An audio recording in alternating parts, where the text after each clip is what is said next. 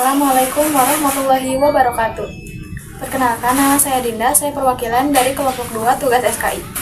Di sini saya akan menjelaskan mengenai Kerajaan Demak dan Pajang. Kerajaan Demak merupakan kerajaan Islam pertama di Jawa dan didirikan oleh Raden Patah yang memerintah pada tahun 1500 sampai 1518. Berdirinya Kerajaan Demak dilatar belakangi oleh melemahnya pemerintahan Kerajaan Majapahit dan mulai menguatnya pengaruh Islam di tanah Jawa.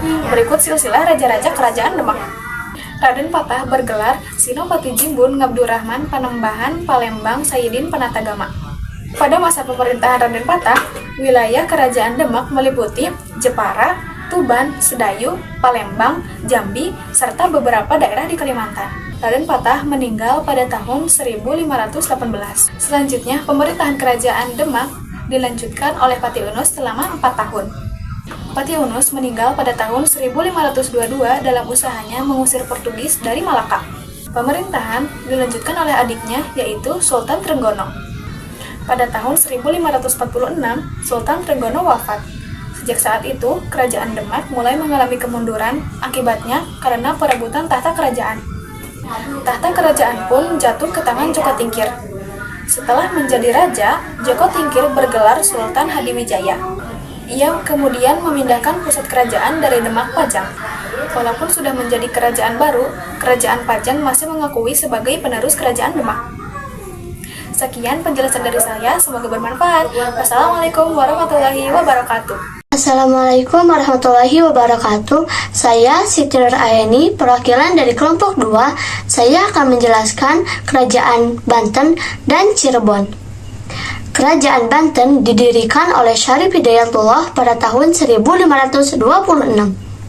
Kerajaan Banten menjadi batu loncatan oleh Kerajaan Demak untuk menguasai wilayah Pajajaran dari barat dan timur.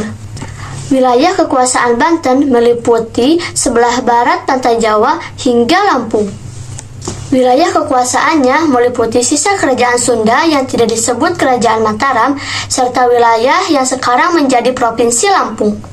Sekitar tahun 1680, muncul perselisihan di dalam Kerajaan Banten akibat perebutan kekuasaan dan pertentangan Sultan Ageng dengan putranya yaitu Sultan Haji.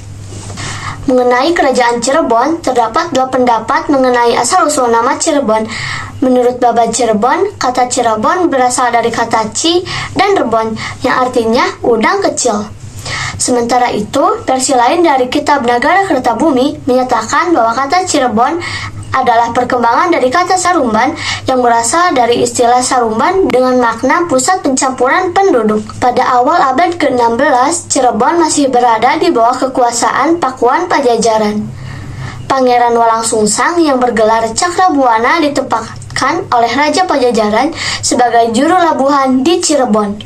Syarif Hidayatullah merupakan keponakan sekaligus pengganti Pangeran Cakrabuana sebagai penguasa Cirebon. Dialah yang menjadi pendiri dinasti Raja-Raja Cirebon dan kemudian juga Banten. Sekian presentasi dari saya. Wassalamualaikum warahmatullahi wabarakatuh.